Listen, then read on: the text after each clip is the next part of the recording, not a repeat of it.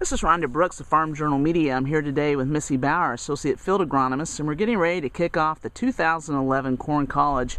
And Missy, this corn looks pretty good here in Hayworth, Illinois. What's going on this time of year at this point? Well, one thing we want to be looking for in our corn crop this time of the year is pollination. Pollination is a very, very critical time in this crop. So once you see your tassels come out, then you want to be scouting your fields and making sure that we're getting good pollination, making sure we don't have insects clipping the silks or some issues like that. So critical time. When you see those tassels out, we got to get out to our fields, do some scouting, and ensure that we're going to get good pollination.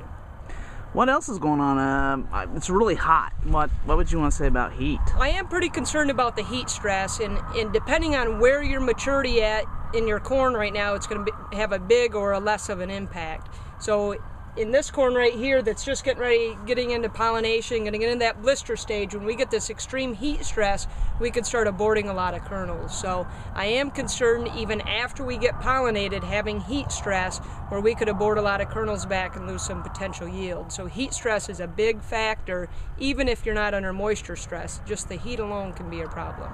So should you be checking for heat stress in the corn? I mean, does it?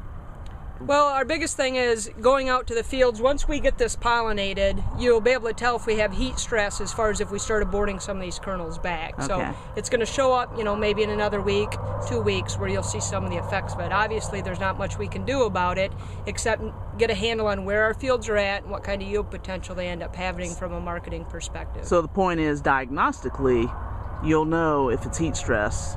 What caused that problem? That's right. The kernel abortion will be pretty uniform as far as we're going to abort kernels from the top coming down. It'll be pretty uniform versus if it's a nitrogen problem, we'll see kernel abortion come down one side more so than the other side.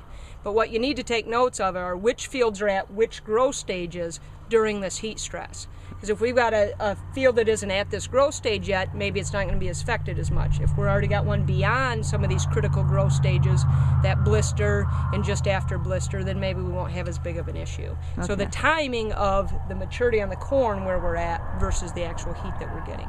Okay. What about pests? What's happening with insects, bugs this time of year? Well, I'd say from an insect perspective, just the silk clippers we talked about as far as pollination. Another thing, especially in some of the more northern areas where we're just starting to have to deal with western bean cutworm, we're seeing some flights of western bean cutworm. So what we do there is monitor moth traps.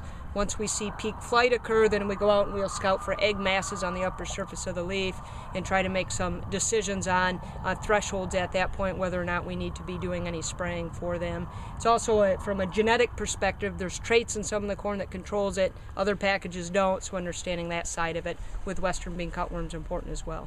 Okay, thank you for your time.